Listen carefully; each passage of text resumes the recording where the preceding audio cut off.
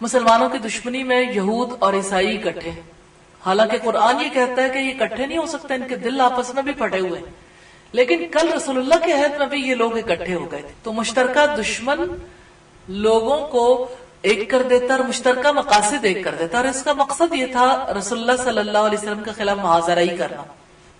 تو اس لحاظ سے ایک اور مضبوط گھرانہ بن گیا رسول اللہ صلی اللہ علیہ وسلم کے خلاف محاذرائی کرنے والا۔ ہند جس گھرانے سے تعلق رکھتی تھی، اس گھرانے کے افراد میں جیسے ان کا بھائی شیبہ تھا جو غزوہ بدر میں مارا گیا، اور خود عتبہ بھی غزوہ بدر میں مارا گیا۔ ہند کی والدہ کا نام صفیہ بنت امیہ تھا اور بیٹے کا نام معاویہ بن ابی سفیان۔ ہند کے یہاں ابو سفیان سے ایک بیٹا پیدا ہوا جس کا نام معاویہ تھا۔ ایک دن ہند نے اپنے چھوٹے بیٹے معاویہ کو پکڑا ہوا تھا، دونوں کہیں جا رہے تھے، کسی نے کہا اگر تیرا یہ بیٹا زندہ رہا تو یہ اپنی قوم کا سردار بنے گا۔ سیدہ ہند فرمانے لگی صرف اپنی قوم کا؟ میں تو اسے دنیا بھر کا سربراہ بنتے ہوئے دیکھنا چاہتی ہوں۔ اگر یہ صرف اپنی قوم کا سردار بنا پھر اس کا کیا کمال ہوا؟ سیدہ ہند کے بارے میں یہ بڑی خاص بات ہے کہ ان کا ویژن کتنا کلیئر تھا، اور ویژن میں کتنی زیادہ وسعت ہے کہ اگر یہ کہا گیا کہ سردار بنے گا، اسی بات پہ خوش نہیں ہو گئی کہ میں تو اسے بہت آگے دیکھنا چاہتی ہوں۔ یہ بات اتنی سادہ نہیں ہے کہ ایک عورت یہ کہے کہ میں آگے دیکھنا چاہتی ہوں۔ بات یہ ہے کہ جب کوئی یہ جان لیتا ہے کہ کسی نے زمانے میں کیا کردار ادا کرنا ہے یا کسی کو کس مقام تک پہنچانا ہے، تو وہ اپنے بچوں کی تربیت بھی اسی نہج پر کرتا۔ اور ہند کے اندر وہ اوصاف تھے کہ وہ ایسی خصوصیات کو پیدا کرنے میں اور ایسی ٹریننگ کرنے میں کامیاب ہو جاتی جس کی وجہ سے ان کا بیٹا سردار بنتا، اور وہ کامیاب ہوئی۔ اس اعتبار سے کہاں تک یہ ہم جب پڑھیں گے سیدنا معاویہ بن ابی سفیان کے حالات، تو انشاءاللہ اس میں ہم دیکھیں گے کہ کس طرح ان میں کون سی ایسی خصوصیات تھیں۔ لیکن ایک حدیث جو ان کے بیٹے کی روایت سے ہمیں ملتی ہے، اس سے ہمیں بہت کچھ پتہ چلتا ہے سیدنا معاویہ بن ابی سفیان کے حوالے سے۔ وہ حدیث آپ بہت زیادہ دہراتے ہیں کہ نبی صلی اللہ علیہ وسلم کا فرمان ہے مَن یُرِدِ اللَّهُ بِهِ خَیْرًا یُفَقِّهُ فِی الدِّینِ، جس کے ساتھ اللہ تعالیٰ بھلائی کا ارادہ کرتا ہے اس کو دین کی سمجھ عطا فرماتا ہے۔ اور یہ بات حقیقت ہے کہ اللہ تعالیٰ نے اس گھرانے کے ساتھ بھلائی کا ارادہ کر لیا تھا، سیدہ ہند کے ساتھ بھی، ان کے بیٹے معاویہ بن ابی سفیان کے ساتھ بھی، اور خود ابو سفیان کو بھی اسلام قبول کرنے کی توفیق عطا فرمائی۔ پھر ہند کے وہم و گمان میں بھی نہیں تھا کہ اس کی زندگی میں کوئی ایسا حادثہ پیش آئے گا جس کی وجہ سے وہ ایک خاص کردار ادا کرے گی۔ ہوا یوں کہ مسلمانوں اور کافروں کے درمیان ایک جنگ ہوئی، پہلی جنگ جسے جنگ بدر کہتے ہیں، غزوہ بدر۔ اس غزوے میں ہند بھی شامل تھی، اس کا بھائی بھی، باپ بھی، شوہر بھی۔ اور آپ کو یاد ہوگا ہم نے ام فضل کے حالات کے حوالے سے ابو سفیان کی بات دیکھی تھی۔ ابو سفیان تھا جس نے آ کر یہ بتایا تھا کہ میدان بدر میں بڑے بڑے افراد مارے گئے۔ تو اس سے پتہ لگتا ہے کہ ان کے شوہر نے بھی اس غزوے میں شرکت کی تھی۔ اس غزوے میں ہند کا بھائی شیبہ بھی کام آیا، اور عتبہ کی کیفیت ہم نے دیکھی تھی کہ عتبہ نے اسلام کو پہچان لیا تھا لیکن اسلام قبول نہیں کر پایا تھا، اور جب اس نے بدر میں شرکت کی تو عتبہ بھی مارا گیا، اور بدر میں رسول اللہ صلی اللہ علیہ وسلم نے ان کی لاشوں کو قلیب کنویں میں پھینکوا دیا تھا۔ یہ بات ان کے دلوں کو بہت زیادہ تڑپاتی تھی۔ ہند نے والد، چچا اور بھائی کے غم میں یہ اشعار کہے تھے کہ میں دونوں بطحا کے لیڈروں اور بغاوت کا ارادہ کرنے والے ہر باغی سے ان کی حمایت کرنے والے پر روتی ہوں۔ تجھ پر افسوس، تو جان لے میرا باپ عتبہ خیرات بانٹنے والا تھا، شیبہ اور میرا بھائی ولید جو حسب نسب کی حفاظت کرنے والا تھا۔ ہائے یہ سب مارے گئے، یہ سب آل غالب کے معزز فرزند تھے جن کی تعداد بڑھتی ہی رہتی تھی۔ ہند نے یہ اشعار اس وقت کہے تھے جب خنسا نے روتے ہوئے اس سے سوال کیا تھا اے ہند تو کن پر رو رہی ہے؟ ہند نے اپنے شوہر ابو سفیان پر قسم ڈالی تھی کہ وہ اس کی خاطر بدر کے مقتولین کا بدلہ لینے کے لیے مسلمانوں پر حملہ آور۔ اس نے اپنے شوہر کے ساتھ اپنی ذات پر بھی یہ لازم قرار دے لیا تھا کہ مسلمانوں کے خلاف دشمنی کی آگ بھڑکانے میں کوئی کسر اٹھا نہ رکھی جائے۔ قریش نے 3000 جنگجو افراد پر مشتمل لشکر تیار کیا جس کی قیادت ہند کے شوہر ابو سفیان کے سپرد کی گئی. ان میں 200 شاہ سوار تھے جن کی قیادت خالد بن ولید کے سپرد کی گئی. ہند حوصلہ دلانے کی خاطر میدان جنگ کی طرف روانہ ہوئی. اس کے ساتھ اور خواتین بھی تھیں. اس نے وحشی بن حرب سے وعدہ لیا کہ اگر وہ حمزہ بن عبد المطلب کو قتل کر دے تو اسے انعام و اکرام سے مالا مال کر دے گی. یہ روایت ہمیں صحیح بخاری میں ملتی ہے 4072 نمبر پر.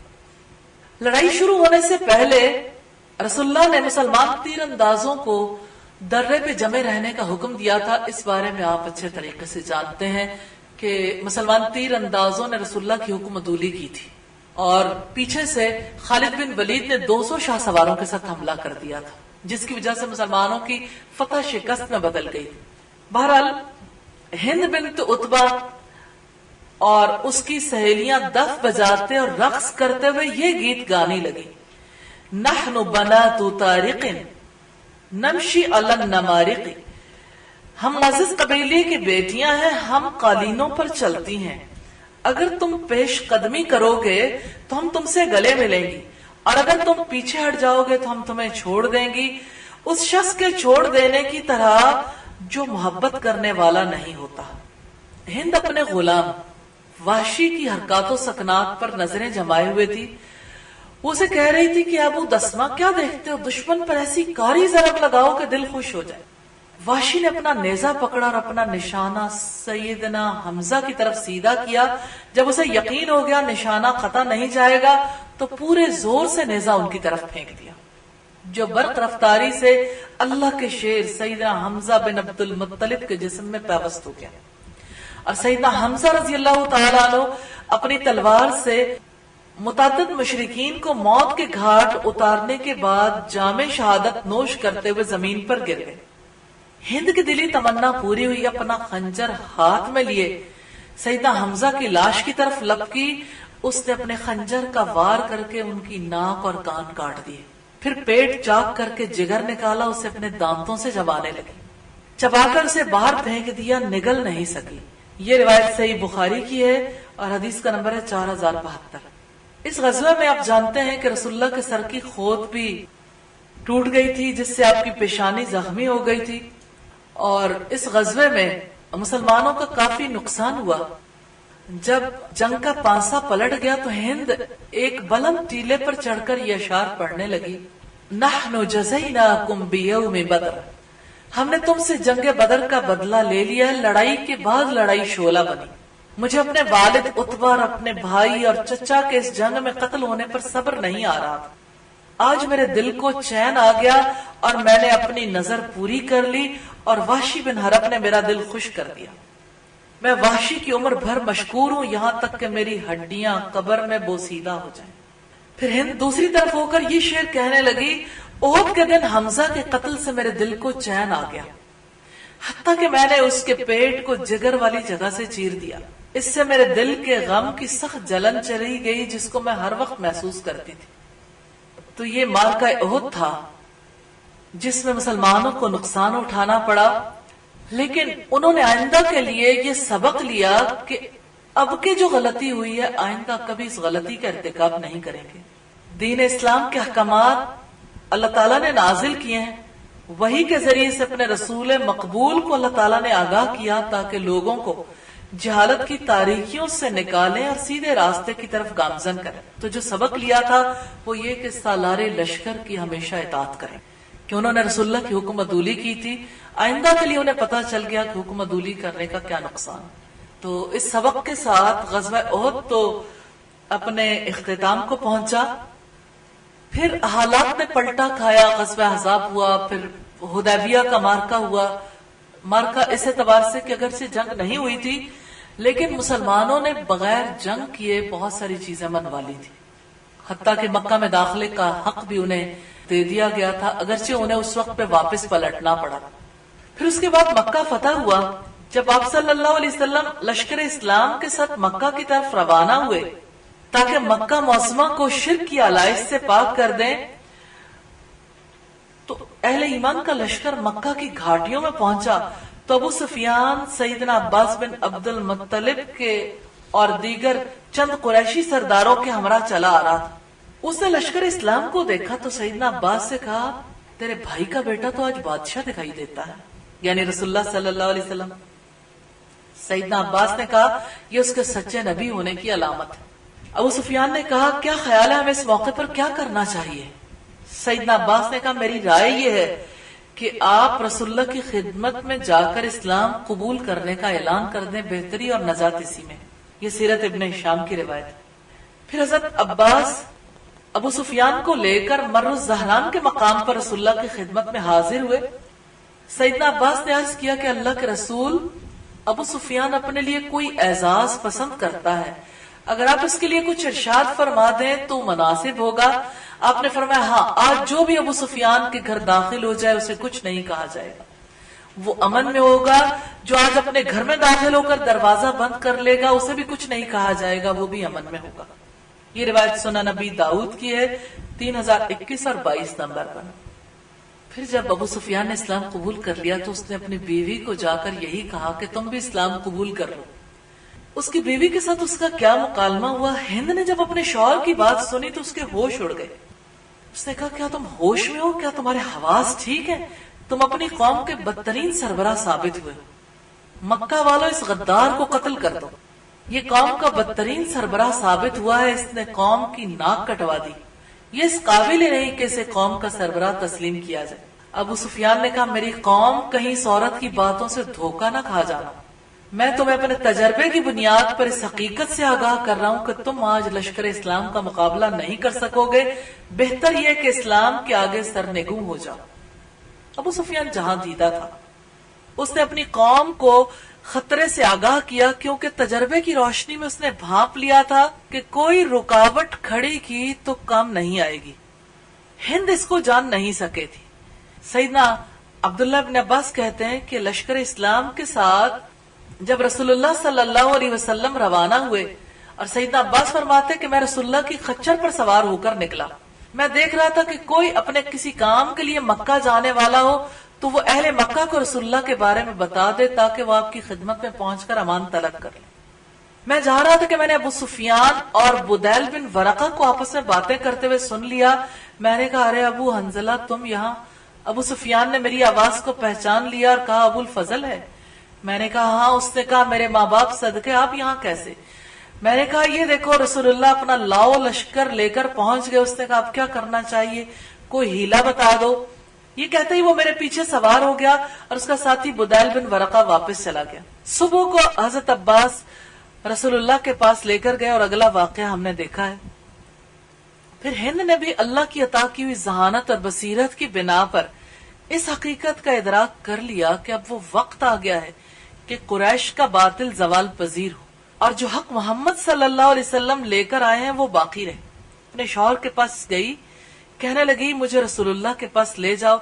मैंने अपनी आंखों से देखा है कि जो लोग उनके साथ माबूदे हक की इबादत कर रहे हैं वो इबादत में इतने मुनहमिक थे कि मुझे बहुत अच्छे लगे। मुझे ये महसूस हुआ कि वाकई अल्लाह के सिवा किसी की इबादत नहीं करनी चाहिए। मैं रसूलुल्लाह की पैरवी करने से दिलचस्पी रखती हूँ। अबू सुफियान हिंद की बात सुनकर बहुत खुश हुए और अपनी बीवी के साथ रसूलुल्लाह की खिदमत में हाजिर होने का इरादा किया। लेकिन अबू सुफियान को याद आ गया कि हिंद ने जो मामला किया था गज़वा उहद में रसूलुल्लाह के चचा के साथ। उसने सोचा कि अगर मैं साथ गया तो रसूलुल्लाह को पता चल जाएगा कि ये मेरी बीवी, तो मेरा भी इमेज खराब होगा। इसलिए हिंद ने चंद खवातीन के साथ जाकर रसूलुल्लाह की खिदमत में हाजिरी दी और इसके बारे में मशवरा अबू सुफियान ही का था। हिंद सईदना उस्मान बिन अफ़्फ़ान के पास गई और अपना इरादा बताया। सईदना उस्मान इन खवातीन को लेकर रसूलुल्लाह की खिदमत में हाजिर हुए। हिंद ने नकाब ओढ़ रखा था। रसूलुल्लाह उसे पहचान नहीं सके इब्तिदा में, क्योंकि वो चाहती थी कि रसूलुल्लाह मुझे पहचान कर गमजदा ना हो जाए। जब हिंद सरवरे आलम की खिदमत में हाजिर हुई, उसने कहा, मैं अल्लाह का शुक्र अदा करती हूँ जिसने अपने पसंदीदा दीन को गालिब कर दिया। ए मोहम्मद, अल्लाह आप पर अपनी रहमत निछावर करे। मैं अल्लाह पर ईमान ले आई हूँ और उसके रसूल मकबूल की तस्दीक कर। ये कहते ही उसने अपने चेहरे से नकाब हटा दिया और कहा, मैं हिंद बिन्त उतबा की खिदमत में हाजिर। रसूलुल्लाह सल्लल्लाहु अलैहि वसल्लम हिंद के इस्लाम कबूल करने से बहुत खुश हुए। اور آپ کو اس کے حق اور ایمان کے راستے پر گامزن ہونے کی دلی مسرت ہوئی. آپ نے اسے خوش آمدید کہا. پھر ہند اور دیگر ساری خواتین سے رسول اللہ صلی اللہ علیہ وسلم نے بیعت لی. یہ سیرت ابن ہشام اسد الغابہ اور صحابہ کی روایت. اسلام کتنا عظیم مذہب ہے، رسول اللہ نے اتنا بڑا جرم کرنے والی کو کیسے معاف کر دیا کہ اگر وہ اللہ پر ایمان لے آئی، اگر اس نے توبہ کر لی، اگر اس نے اپنی روش سے منہ موڑ لیا، جس کو اللہ نے قبول کر لیا اس کو رسول اللہ نے بھی قبول کر لیا، اور جس کو رسول اللہ نے قبول کر لیا اسے ہم نے بھی قبول کر لیا. الحمدللہ. ہمیں اپنی زندگی کی طرف ضرور نظر ڈالنی چاہیے. رشتوں کے تعلقات میں، دیگر معاملات میں بعض اوقات ایسا موڑ آ جاتا ہے کہ جہاں پر لوگوں کے تعلقات ہمیشہ کے لیے کٹ جاتے ہیں اور لوگ اس اللہ کے لیے بھی معاف کرنے کے لیے تیار نہیں ہوتے. لقد کان لکم فی رسول اللہ اسوۃ حسنہ، بلا شبہ یقیناً تمہارے لیے اللہ کے رسول کی زندگی میں بہترین نمونہ. ہمیں نبی صلی اللہ علیہ وسلم کے ظرف کا اندازہ ہوتا ہے. آپ صلی اللہ علیہ وسلم نے وحشی سے کہا تھا میرے سامنے نہ آیا کرو کہ تمہیں دیکھ کر مجھے اپنے چچا یاد آتے ہیں.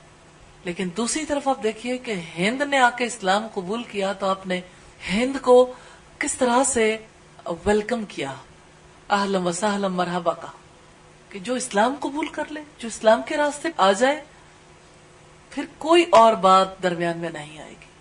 جو اللہ کا ہو جائے اس سے محبت کرنی ہے، تعصب نہیں رکھنا. اسلام متعصب مذہب نہیں ہے. تعصب صرف کفر سے ہے. اشداء علی الکفار رحماء بینہم، کافروں پر سخت اور آپس میں رحیم اور شفیق ہے. یہ مسلمانوں کی مثال ہے. ہند کی زندگی کا اہم پہلو ہے. رسول اللہ کو اذیت سے بچانا بھی چاہتی ہیں، لیکن اپنے آپ کو ایک خاص وقت تک تو چھپایا. جب رسول اللہ کے چہرے کو دیکھا تو بھاپ گئی کہ معافی مل گئی. پھر نقاب بھی الٹ دیا کہ اب جو ہونا ہے وہ ہو جائے. جرأت کردار رکھنے والے افراد ایسے ہی جیا کرتے ہیں، چھپتے نہیں پھرتے. سیدہ ہند کی زندگی میں ہم نے بہت سے عمدہ پہلو دیکھے. ان کی بہادری اور شجاعت بھی، ان کا اپنے اوپر لگنے والے الزام پر، اپنے کردار پر لگنے والے داغ کو دھونے کے لیے نجومی کے پاس جانا بھی. اگرچہ نجومی کے پاس جانا اسلام کا اس بارے میں موقف ہے. میں اس بات کو اس لیے یہاں پہ کوٹ کر رہی ہوں کہ یہ الزامات لے کے اپنے گھر نہیں بیٹھ جانا چاہیے. اللہ نہ کرے کہ کسی کے ساتھ اس نوعیت کا معاملہ پیش آئے کہ باتیں کلیئر ہو جانی چاہیے. واشگاف حق اور باطل میں جو فرق ہے جب واضح ہو جائے تو پھر باطل کا ساتھ نہیں دینا چاہیے. اور ہند نے برملا فیصلہ کیا کہ شوہر کے ساتھ نہیں رہوں گی، اور اللہ نے بہتر بدل عطا کیا. اور اللہ تعالیٰ نے اگر دشمنی میں یکجا رکھا تو الحمدللہ محمد صلی اللہ علیہ وسلم کے ساتھ تعلق میں بھی یکجا ہو گئے. آپ کے مشن کا ساتھ دینے میں بھی دونوں یکجا ہو گئے. اور اہل اسلام نے ان کے گھرانے کو اسی طرح سے قبول کیا جیسے باقی گھرانوں کے افراد کو قبول کیا. کیا حضرت عمر فاروق نبی صلی اللہ علیہ وسلم کو قتل کرنے کے لیے تلوار سونپ کر نہیں نکلے تھے؟ عمر کی دشمنی کون بھول سکتا ہے؟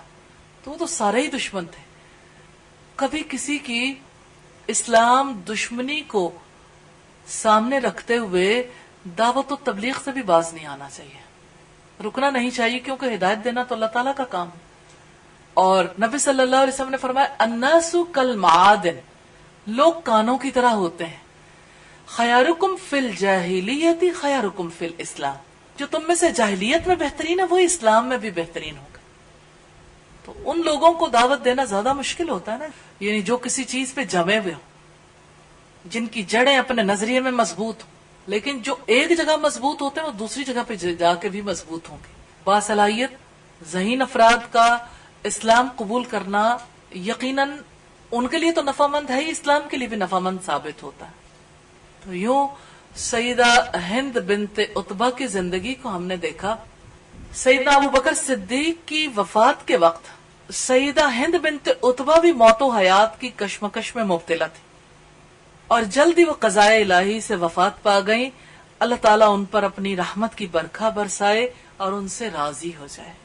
اللہ تعالیٰ سے دعا ہے کہ ہمیں ان ہستیوں کی زندگی سے سبق حاصل کرنے کی توفیق عطا فرمائے. وآخر دعوانا ان الحمد للہ رب العالمین.